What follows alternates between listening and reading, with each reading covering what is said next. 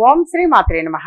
ఇప్పుడు తెలియజేసే అంశము, ఎన్నెన్నో పూజలు, వ్రతాలు, నోములు చేసుకుంటూ ఉంటాము, కానీ మా కష్టాలు మాత్రం తీరడం లేదు. ఇదేమిటి పరీక్ష దేవుడా అని చెప్పేసి కూడా చాలామంది బాధపడుతూ ఉంటారు. సరే, కనీసం ఆ కష్టాలు తగ్గని కూడా తగ్గట్లేదు ఏమిటి మాకు అని కూడా ఎక్కువ మంది బాధపడుతుంటారు. నాకు ఊహ తెలిసిన దగ్గర నుంచి భగవంతుడిని నమ్ముతూనే ఉన్నామమ్మా, ఎప్పుడు పూజలు పునస్కారాలు ఎక్కువ చేస్తూనే ఉంటాము, కానీ మా కష్టాలు తీరడం లేదు అని చెప్పేసి కూడా ఎక్కువ మంది వాపోతూ ఉంటారు. సరే, ఇలాంటప్పుడు జనరల్గా మామూలుగా మనం అనుకునేదే, ఇప్పుడు ఏదైనా గాల్లో దీపం పెట్టి దేవుడా నీదే భారం అంటే కానే కాదు, దానికి సపోర్ట్ మనం ఇవ్వాల్సిందే కొండెక్కకుండా. అలాగే మనం పూజలు పునస్కారం, నోములు, వ్రతాలు ఇవన్నీ కూడా చేసుకుంటూ ఉంటాము, కానీ అన్నప్పుడు గత జన్మలో ఏం చేశాము మనం, పాపపుణ్యాలు అనేది మనకు తెలియదు. సో అది అనుభవించక తప్పదు. సహజంగా చెప్పేది కర్మ సిద్ధాంతం, అది మనం అనుభవించక తప్పదు. అది ఒకటి సహజంగా. అలాగే మనం చేసిన మంచి చెడు కర్మల అంటే గత జన్మల ఫలితాలను అనుభవించక తప్పదు. పూజలు వ్రతాలు అనేవి ఆ కష్టాల తీవ్రతను తగ్గిస్తాయి, కానీ పూర్తిగా కష్టాలు కనుమరుగయ్యేలా మాత్రం చేయలేవు. కొంచెం మనకి మానసిక ప్రశాంతత, అలాగే కొంచెం కష్టాలు తగ్గుముఖం పట్టడం అనేది ఉంటుంది తప్ప పూర్తిగా పోవటము అనేది మాత్రం ఎవరి వల్ల ఏది కూడా అది సాధ్యపడదు నాన్న. కాకపోతే ఆ కష్టాల్ని తట్టుకునే శక్తినన్నా నాకు కలిగించు భగవంతుడా అని కూడా మనం సహజంగా వేడుకుంటూ ఉంటాము. కష్టాన్ని తట్టుకునే శక్తి అయినా మాకు ఇవ్వు అని అన్నప్పుడు ఆ తీవ్రత, ప్రభావము అనేది కూడా కొంచెంగా తగ్గుముఖం పడుతున్నాను. అలాగే ఎగ్జామ్కి వెళ్తాం, రాసొస్తాము, కష్టపడి చదువుతాం, రాసొస్తాము, చదవాలి, కష్టపడి చదవాలి, ఆ తర్వాతనే మరి ఆ ఫలితాలు అనేది ఎక్స్పెక్ట్ చేయడం జరుగుతుంది. ఏది పుస్తకం తీసి చదవకుండా అచ్చంగా దేవుడి దగ్గర కూర్చొని నేను పూజలు చేసుకుంటాను, జపాలు చేసుకుంటాను, పాస్ అవ్వాలి అంటే మాత్రం ససేమిరా కాలేరు. దీన్ని బట్టి ఏంటి, మన వంతు ప్రయత్నం అయితే మనం చేయాల్సిందే. కాకపోతే అది సపోర్ట్ నాన్న. ఇప్పుడు నేను జనరల్గా ఎడ్యుకేషనల్ లాకెట్ అంటే సందర్భం వచ్చిందని తెలియజేస్తాను, ఎడ్యుకేషనల్ లాకెట్ అని తెలియజేస్తూ ఉంటాయి. ఇప్పుడు ఏమీ చదవకుండా పోయి రాసొస్తే ఆ లాకెట్ కట్టించుకుంటే అయితే ఎవరు పాస్ అవ్వరు కదా. కష్టపడాలి, చదవాలి. కాకపోతే ఒక్కటి మాత్రం ఉంటుంది నాన్న, నువ్వు ఎంత కష్టపడి చదివినా అదృష్టం అనేది కూడా తోడవ్వాలి. ఆ ఒక్కటి అది కూడా ఉంటుంది. సో మనం ఎప్పుడు కూడా పాజిటివ్గానే ఆలోచించుకోవాలి, ఏవైనా పాజిటివ్గా ఉండాలి. ఇలాంటివేంటి, కనీసం చదివింది గుర్తుంచుకునే కెపాసిటీ కనీసం గుర్తుంటే చాలు. చదివింది మనకి గుర్తుంటే చాలు. కొద్దిమంది మర్చిపోతుంటారు, చదువుతారు మర్చిపోతారు. అలా మర్చిపోకుండా ఉండాలి అంటే బుధగ్రహ అనుగ్రహం అనేది ఉండాలి, బుధుడి అనుగ్రహము. అందుకోసం అని చెప్పేసి ఎన్నో పూజలు జపాలు ఇవి చేసిన తర్వాత బొట్టు పెట్టి ఎడ్యుకేషనల్ లాకెట్ అనేది కట్టడం జరుగుతుంది. అంటే సందర్భం వచ్చిందని తెలియజేసిన సుమా, కొంత సపోర్ట్ చేస్తుంది. అది అచ్చంగా 100% అదే అనేది నేను కాదు, ఎవరు కూడా వల్ల కూడా కాదు. నువ్వు ₹1,00,00,000 అక్కడ పెట్టినా అది ఎవరి వల్ల కాదు. నువ్వు కష్టపడాల్సిందే, చదవాల్సిందే. కాకపోతే ఆ మెమరీ అనేది ఇంపార్టెంట్.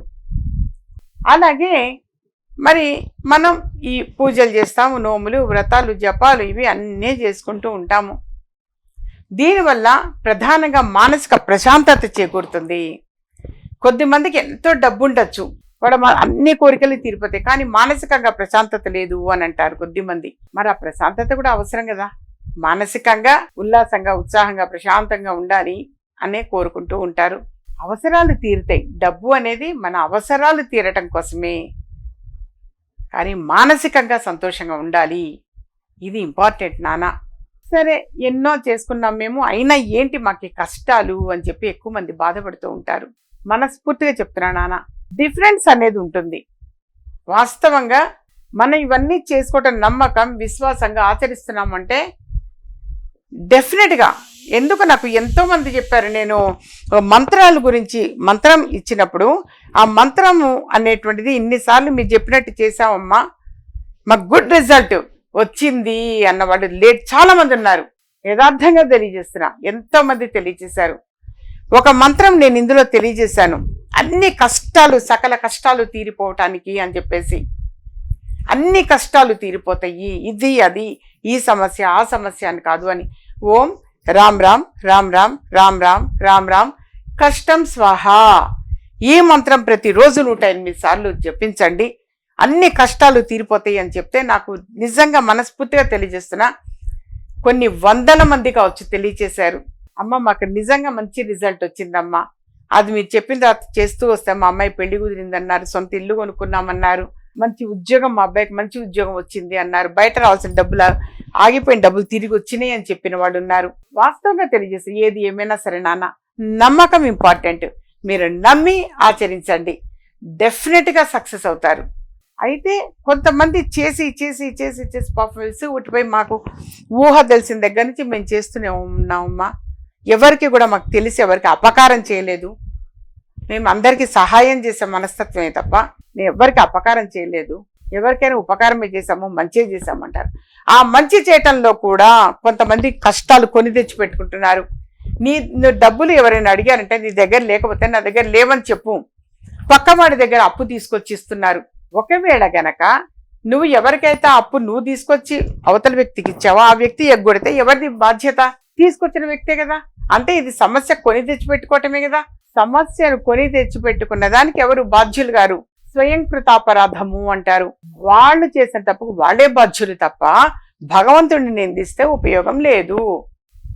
కొంచెం ఆలోచించుకోవాలి. ష్యూరిటీ సిగ్నేచర్ చేశాడట ఒక వ్యక్తి, మొన్న వచ్చాడు. లోన్ తీసుకున్నవాడు కట్టలేదట. ఇతను 40 లక్షలు నెత్తిన మీద పడింది, రోజు నా నెల జీతంలో కట్ అవుతున్నాయి అంటే ఎవరు బాధ్యులు? ష్యూరిటీ సైన్ చేసే ముందు నువ్వు చూసుకోవాలి. వద్దు అన్న ఉద్దేశం కాదు, ఆలోచించుకొని పెట్టాలి. ఒకవేళ ఎగ్గొడితే ఏమిటి? ఎన్నో ఆలోచిస్తారు నాన్న. వెనకట్లో ఉండేవా పద్ధతులు? ఆలోచించేవాళ్ళు, పెద్దవాళ్ళని అడిగేవాళ్ళు, ఇంట్లో వాళ్ళని సంప్రదించేవాళ్ళు. భార్యాభర్తలు ఉన్నారు అని అంటే తప్పేమీ కాదు. భార్య సలహా నేనెందుకు తీసుకోవాలి అలా ఎప్పుడు అనుకోకూడదు, చాలా తప్పు. కష్టమైనా సుఖమైనా ఏదైనా సరే నాన్న, భార్యాభర్తలు ఇద్దరు సంప్రదించుకొని చేయాలి. ఒకరు మరొకరితో సంప్రదించకుండా ఓన్ డెసిషన్ అనేది చాలా తప్పు. భార్యాభర్తలు సంప్రదించుకునే నిర్ణయం తీసుకోవాలి. మీకంటే పెద్దవాళ్ళు ఉన్నారు, తల్లి తండ్రి, వాళ్ళని అడగాలి.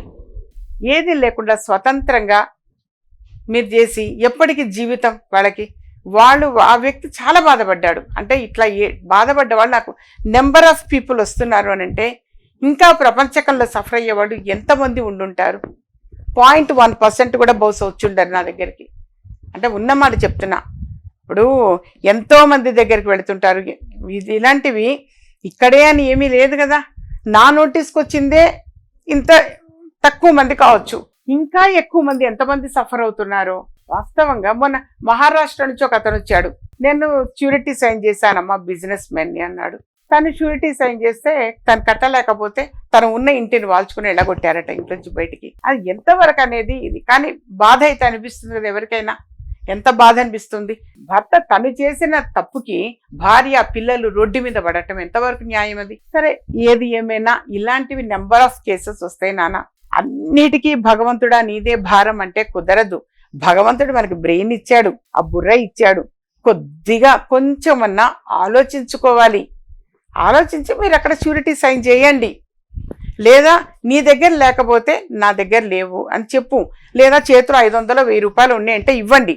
వాడు తిరిగి ఇవ్వకపోయినా పర్వాలేదు అనుకొని మీ శక్తి కొద్దీ మీరు డొనేట్ చేయండి. మిమ్మల్ని అప్పు ఇప్పించమని అడిగారు 10 లక్షలు 40 లక్షలు 50 లక్షలు, నా దగ్గర లేవురా, ఇదిగో 10,000 నా దగ్గర ఉన్నాయి, మీరు 10,000 ఎగ్జాంపుల్ చెప్తా 10,000 ఇచ్చారనుకో, వాడు ఇవ్వకపోయినా పర్లే నాకు అనుకొని ఇవ్వండి, సహాయం చేయండి. ఇంకొకసారి ఆ వ్యక్తి మళ్ళీ మిమ్మల్ని అడగడు, మీరు నాకు అప్పు తిరిగి ఇవ్వమని మీరు అడగరు. కానీ అంత పెద్ద పెద్ద రిస్క్ తీసుకోవటం అని అంటారు. అలాంటి రిస్కులు దయచేసి ఎవరు కూడా తీసుకోకండి. మనస్ఫూర్తిగా తెలియజేస్తున్నాం. ఉన్నంతలోనే సాటిస్ఫాక్షన్ గా బతకడం మంచిది. మనకు ఉన్నంతలో. కోటీశ్వరుడు అంటే ఎన్నో కోట్లు ఉండక్కర్లే. 1 రూపాయి 1 పైసా అవతల వ్యక్తికి నేను బాకీ లేను, అప్పు లేను అన్న ప్రతి వాడు కోటీశ్వరుడే. కోట్లే మూలగా కర్లే, అప్పు ఉండద్దు. లేకుండా మీరు చూసుకోండి. భార్య పిల్లలు సంతోషంగా, మీ కుటుంబం హ్యాపీగా ఉండండి. ఇవి మీకు ఇంపార్టెంట్ నాన్న. మన తల్లి తండ్రి మనకేం నేర్పించారు, నేను వాళ్ళకి ఏం చేయగలిగాను, కనీసం ఒక హ్యూమానిటీ అదన్నా ఆలోచించుకోండి చాలు. సరే, ఇలా చెప్పుకుంటూ పోతే ఎన్ని రోజులైనా సరిపోవు. యథార్థంగా వాడు పడేటువంటి బాధలు. సరే, దేవుడికి నోములు వ్రతాలు పూజలు చేసుకుంటున్నాం. ఏమిటి అంటే అవి చేసుకోవటం వల్ల తట్టుకునే శక్తి వస్తున్నదేమో బహుశా మీకు. భగవంతుడు మీకు తట్టుకునే శక్తిని ఇస్తున్నాడు. సో ఏది ఏమైనా సరే భూమి మీద నిలబడి మీ సమస్యను మీరే పరిష్కరించుకోండి, అంతే తప్పించి క్విక్ డెసిషన్స్ ఎవరు కూడా ఏ విషయంలో కూడా తీసుకోకూడదు. అది చదువు విషయమైనా సరే, చదువు కూడా ఒకవేళ ఇన్ కేస్ ఎగ్జామ్ బాగా అయిపోతే నెక్స్ట్ ఇయర్ రాదురు కానీ, అంతేకాని మేము ఇంత కష్టపడ్డా చదువు పరువు పోతుంది అంటే ఇలాంటి డెసిషన్స్ తీసుకోవడం రాంగ్ నాన్న. నిలబడి ఏదైనా సరే ఫైట్ చేయండి మీరు, అది గొప్ప. 2-3 సార్లు ఒకవేళ కనుక ఫెయిల్ అయ్యారు, ఏమవుతుంది తర్వాత సక్సెస్ అవుతారు. ఈ ఫీల్డ్ కాకపోతే ఇంకొక ఫీల్డ్ పెడుదురు కానీ ఎన్నో రకరకాలు ఉన్నాయి మనకి. టాపిక్ ఏంటంటే ఎన్ని నోములు వ్రతాలు ఎన్నో చేసుకుంటూ ఉంటాను, కానీ ఏంటి కష్టాలు, నా ఊహ తెలిసిన దగ్గర నుంచి కష్టాలే తప్ప ఏనాడు నేను సుఖపడ్డది లేదు అని చెప్పేసి కొంతమంది వాపోతుంటారు.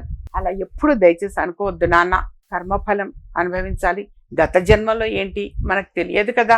కనీసం ఇప్పుడు మనకు ఊహ తెలిసి మనం శక్తి కొద్ది గనక ఎదుటి వ్యక్తి మనసు బాధపడకుండా మన వల్ల ఎదుటి వ్యక్తి బాధపడద్దు, ఆ ఒక్క కాన్సెప్ట్ గుర్తుపెట్టుకోండి చాలు.